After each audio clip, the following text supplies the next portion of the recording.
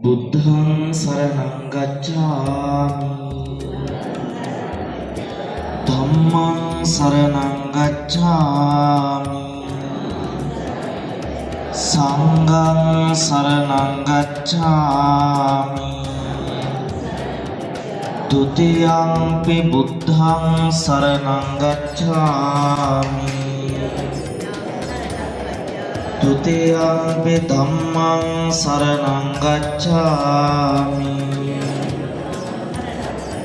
ဒုတိယံ පි සංඝං සරණං ගච්ඡාමි တတိယံ පි බුද්ධං සරණං ගච්ඡාමි တတိယံ පි ධම්මං සරණං ගච්ඡාමි တတိယံ පි සංඝං සරණං ගච්ඡාමි ආනාතිපාතා වේරමණී සික්ඛාපදං සමාදියාමි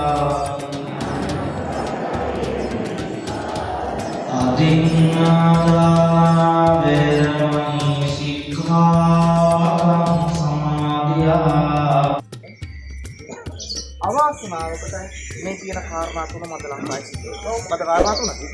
සම්බුද්ධ ශාසනය පිළිබඳව. සංඝයා ධර්මය අයි මේ නීති අපි ක්‍රියාත්මක කරනවා. ඔව් ක්‍රියාත්මක වුණා නම් අද වගේ දේවල් සිද්ධ වෙන්නේ නැහැ. බලන්න එහෙනම් අසෝක රජතුමා අතීතයේ ආගතය ගැන මේක මේ යෝජනා කරන හේතුව එසේ කළ විට මාගේ ධර්මුණු පුරම් වසනාතෙක් සිනාතෙක් නිර්හඳ පවතනාතේ සම්බුද්ධ ශාසනය চিරාජ කාලයක් පවතින කියන දෙවියන් අවසන් කරලා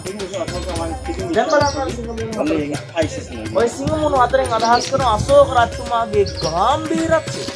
කියන්නේ මම මේ ಭಾರತයේ සතර දිශාවන් බලාගෙන වර්තමාන ඉන්දියාවේ රාජ්‍යයට භාවිතා කරන්නේ මේ සිංහමුණු අතර බලන්න සිංහේ මුණ කන් උස්සගෙන ඉන්නවා, දුර බලාගෙන ඉන්නවා, ගර්ජනා කරමින් ඉන්නවා, කකුලේ නියපොතු විහිදගෙන කන් උස්සගෙන ඉන්නවා. ඒකෙන් අදහස් කරනවා නම් හැමෝගෙම සීම් වලට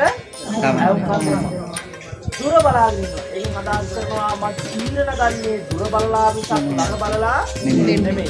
ගර්ජනා කරමින් ඒකෙන් අදහස් කරනවා මගේ නීතිය කාටත් එකයි මට ජාතිය ආගම් කුල මල දෙන්නේ කුල්ල මෙන්න මෙතන නැති දෙවි කියනවා නෝබේනෝනේ. මේ බ්‍රාහ්මණය කුල් කියන්නේ මේකෙත් පැහැදිලි කොට තියෙනවා පහළ කවුරුහාර තියෙන ඒක පරිවර්තන කරනවා මෙහෙම මාගේ එකම ප්‍රාර්ථනාව සම්බුද්ධ ශාසනය চিරාජ කාලයක් පවතිනවා යන්නයි. එසේ පවතින්නට නම් උබතෝ සංඝයා සමගියෙන් සිටිය යුතුය. කවුද මේ උබතෝ සංඝය කියලා කියන්නේ? භික්ෂු භික්ෂුණී ඒ සිවුණ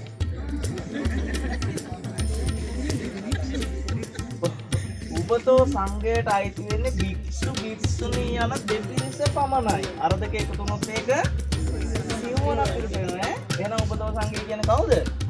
භික්ෂු භික්ෂුණී යන දෙපිරිස. අන්නේ අය සමගින් ඉන්නෝනේ. එසේ නොසිටින්නේ නම් ඒ කියන්නේ ශාසන ධර්මයේ පිරිනවනම නම් සංඝය ભેදය කරනවා නම් ධර්මයේ විකෘති කරනවා නම් මේ අය සුදුවත් හඳවනාවාසිකව ලැබිය යුතුයි කියලා මේ ලිපි යෝජනා කරලා තියෙනවා. ඒ කියන්නේ මොකක්ද? ඔය ඇත්ත දැකලා තියෙනවා කුල දරුවෙක් ශාසනයට පූජා කරනකොට අවසානට මන්දනවා ගී ඇඳුම මොකද්ද? සුදු සරමයි සුදු ෂර්ට් එකයි. අන්න ඒක නැවත අඳවන්න කියලා කියනවා. අනාවාසිකව ලැබිය යුතුයි. ඒ කියන්නේ මොකද්ද? හැකියක්මනින් පන්සලෙන් නැත්තම් මේ ආවාසයෙන් යාලා පිටමන් කරලා යවන්න කියලා කියනවා. ඒක කියන්නේ භික්ෂු භික්ෂුණී යන දෙපිරිසට නිසා යෝයන්තන්ට පරිවියයන් කිසිම කෙනෙක් අයිතියක් නැහැ. ආමුදුරු කෙනෙක්ගේ සිවුරට ඒක පොරවගෙන ඉන්න කෙනා තමයි ඒක තියෙන අම්මාම කම දන්නේ. මේක පොරවන්න හැමෝන්ටම තිනා පින තියෙනකන් ඊට පස්සේ සමහරු කියන අපි වඳින්නේ මොකේද? සිවුරට වඳිනවා නම් අඩවල ඕන තරම්.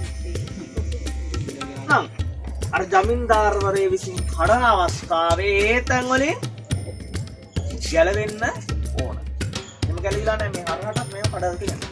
අන්න අර පැත්ත කණු මැද තියෙන ඔය කටු ගහලා කඩන්න හදපු අවස්ථාව. පුරා විද්‍යාව කියනවා අනිත් එක තමයි මෙන්න මේ පාෂාණ වර්ගයේ මේක කොහෙවත් නෑ කියන්නේ මේ කොහෙ හරි නිර්මාණය කළ මේ ස්ථානයට ගේන්නේ නැති කියලා යාළුවෝ විශ්වාස කරනවා. පුරා විද්‍යාවට අතරත් හිතා ගන්න බැරි එහෙම ගෙනාවත් මේ අඩි 52ක් උස තොංගාන බර මේ ගල් කුළුණ මේ ස්ථානයේ ඉන්දුවේ කොහොමද කියන එක අතරත් හිතා ගන්න බැහැ. ඒ කියන්නේ අතීතයේ තාක්ෂණය ඊටාම දියුණු මට්ටමේ තිබිලා තියෙනවා.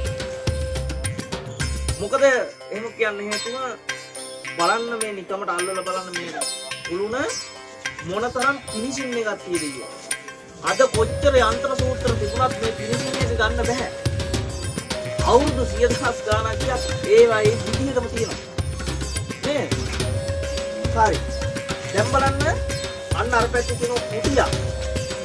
ඔය රහතන් වහන්සේ නමක් වැඩ සිටිය කුටි නිර්මාණයක් නෙවෙයි දුක්ඛකාරී රජු විසින් කරපු නිර්මාණයක් ඔය. සාච් පූජා භූමියේ තියෙන ඉදිරියෙන් යුග 4කට වෙච්ච ඉදිරියෙන් කියන එකෙන් මේ දුක්ඛ රජුගේ තමයි මේ නිර්මාණය කරලා තියෙන්නේ. සම්පූර්ණයෙන්ම කළුගල් වලින් තියෙන වහලක් කළුගල් දැලි වලින් නිර්මාණය කරලා තියෙනවා. ඇතුලෙන් තියෙන වහින කාලට හරි ලස්සනව කටාරම් වලින් ලස්සන වතුර දෙපැත්තෙන් වැක් කරනවා. ඇතුලෙන් තියෙනවා පුංචි කාමරයක්, එළියෙන් තියෙනවා පුංචි ආලින්දයක්. ඔන්න ඔය එළියේ තියෙන කොටස තමයි වර්තමානයේදී ඔය ඇත්තන් විසින් හොරකම් කරලා තියෙන්නේ. මොකද හින්දි භාෂාවෙන් ආම්ල කියන්නේ නෙල්ලිවල. එහෙනම් ආම්ලකාර කියන්නේ නෙල්ලි ගෙඩි හැඩේ තියෙන සුබවදන්තා